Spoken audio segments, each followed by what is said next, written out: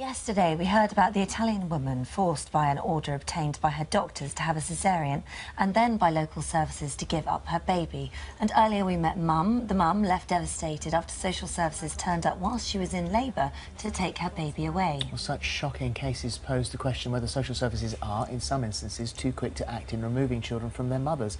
Here to answer just that, social worker Joanna Nicholas and agony aunt Denise Robertson. And welcome, both of you. Welcome. So how many children are you forcibly snatching? It happens very, very, very rarely. And when it does happen, what we see when you actually see the facts, it is often very different from how it's reported by parents. We heard in that story from yesterday, the Italian lady, and also from Kelly, who was here this morning. So you're talking about baby snatching, you're talking about forced caesareans. It seems medieval. It does, Philip, but unfortunately it's very often the way it's portrayed by some aspects of the media, and when you look at the reality, what we have to do is ultimately we have to protect children. And if somebody is unable to do that, if a parent is unable to do that, then our laws say that the state has to step in. And I need to be really clear, social workers don't have the power to do these things. It's not the social workers. They go to the court and apply to the court for an order. The court will hear from all parties and then the court makes the decision. Denise. I can't really believe what I'm hearing. If it happens very rarely, why am I besieged by letters?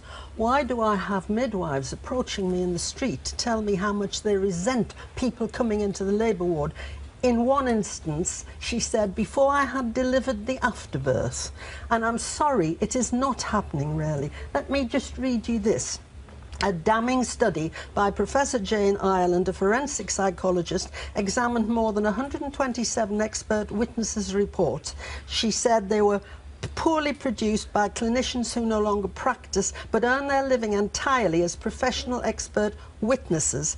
And it goes on to say MPs are saying they write precisely what social workers want to read. You say people go to court. The court, the family courts, rubber stamp what social workers say.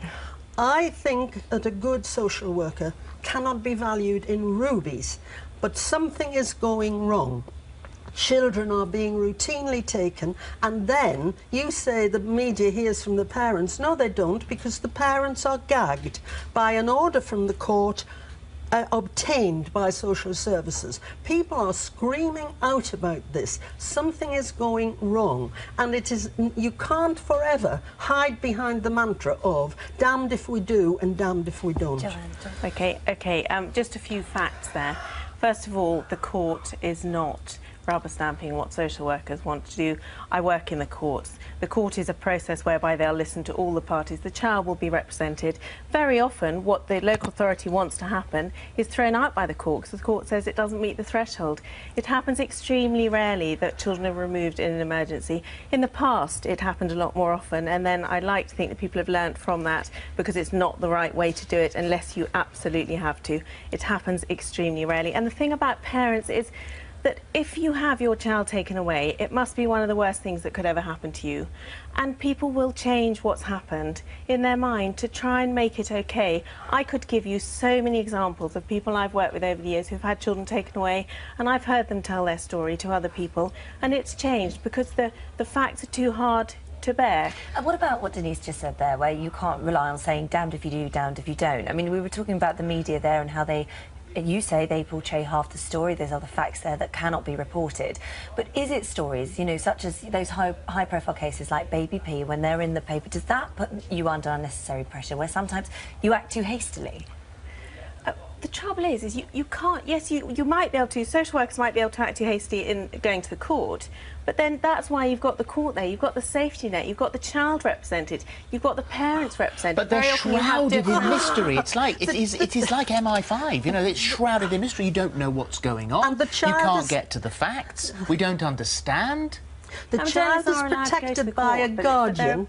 The child has to be protected. The child has a guardian who is probably an ex-social worker. And if it's all so rosy, Joanna, why does a social worker write to me and say, I won't do child protection anymore, the mothers are on a hiding to nothing? I'm absolutely not saying it's all rosy. Of course it isn't. But all I would say is that we are working with very, very vulnerable people, adults and children.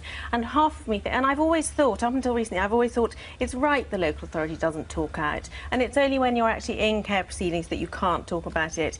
But the local authority doesn't, because they are there to protect the children and the vulnerable adults. And I've always thought that's right. And then, particularly this week, there's been such distortion of reality and such emotion used and such inaccuracies reported by some aspects of the media, and it's made me change my view, because then one local authority did come out and they gave the timeline, and when you read it you understand why people have to take these actions. It's a horrible thing to do, it's a really horrible thing to be part of, but you have to protect children, and some parents are not able to do that. I don't want to say too much about the Italian case. We don't know. But two things I will say.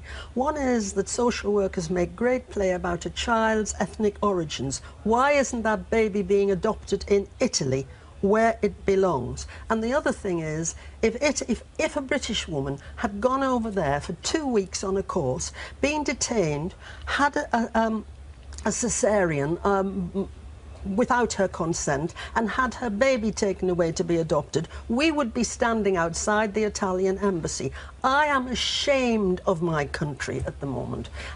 OK, well, I mean, we don't know all the facts. What the local authority has said is that they went to Italy and they interviewed family, they looked for family members there. Is it that we need to look at the other end of this? So instead of, because like you say, children, as horrible as it is, but they do have to be removed if it's in the right circumstances.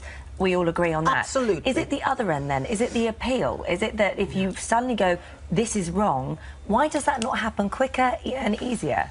Because you have to think about why children are removed in the first place. And very often parents will say, well, I'll change, I'll stop taking drugs, I'll stop this, I'll stop that. But if you've already, if you're 2 years down the line, and what they've done is they've speeded up the process because there's been so much delay, once a decision, a long-term decision has been made for that child, you don't want to overturn that, because it might be that child is very well established, very often with another family member, and then what will happen is the mother might say, yes, well, now I'm dry, I haven't drunk for 2 years, and then the baby might, or the child might go back to her, and then she starts drinking again, and then you've got that disruption all over again for the child. That's the difficulty. Joanna, we have got the senior judge, Mr. Justice Mumby, saying several times in the last few weeks, bad things are happening, we have to root them out. Why won't you admit bad things are happening? I'm not saying... There's wonderful things going on, and good social workers are doing wonderful things. It's important to say... But bad things are happening too. Of course, but I think it is important to say that we don't hear about the good things. We don't hear about the many, many cases where social services got it right. Yeah, but there is, obviously, as Denise points out, you know, there are recurring issues here, whether it's Victoria Klimbier or Daniel Pelker or Keanu Williams, and there are children that have been let down. And that's the case where it wasn't even a sort of secret abuse. It was obvious for everyone to see, and everybody missed it. Yep. And so when it's glaringly obvious, you think, how can you appear to pick on a mother who's in bed having a baby, yet miss a glaring case like that where everyone's pointing out that there's abuse? Yeah, and that's a very fair point, Philip, but it's never as simple as that. First of all, just to be absolutely clear, social workers, we never go to court before a baby is born, because an unborn baby has no legal status. So it's not social workers who are going to court to make a mother have a cesarean. That doesn't happen. It doesn't work like that. It's adult protection. That's a completely different thing.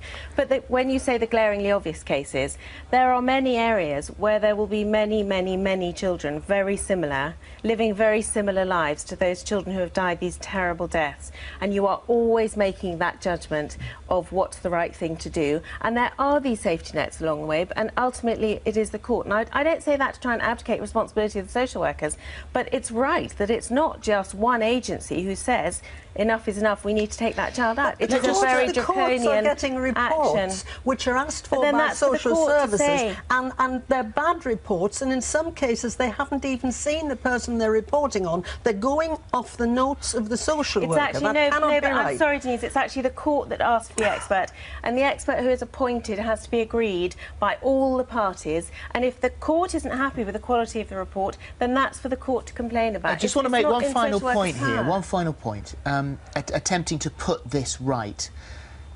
Do you lack good people on the ground? Is there a problem with retention because the good ones leave because they get battered in the way they're getting battered at the moment?